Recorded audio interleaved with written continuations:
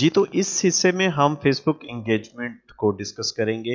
Engagement असल में ये है कि कितने लोग आपकी पोस्ट को, आपके पेज पे लाइक कर रहे हैं, कमेंट कर रहे हैं, शेयर कर रहे हैं और ये सारी चीज़ें बहुत इम्पोर्टेंट हैं और इनकी हम स्टैटिस्टिक्स भी देखेंगे। फेसबुक एंगेजमेंट जितनी ज़्यादा होगी, उतना ज़्यादा आपका पेज, बिज़नेस पेज पॉपुलर होगा और वो फेसबुक सर्च इंजन में आपको ऑर्गेनिक सर्च में आपकी हेल्प करेगा। एक आप पेड जो एडवर्टाइजमेंट करते हैं, एक हमारी ऑर्गेनिक जो हमारी रीच होती है वो इससे बढ़ जाती है, यानी लोग खुद खुद आना शुरू हो जाते हैं हमारी वेबसाइट के ऊपर, हमारे फेसबुक पेज के ऊपर।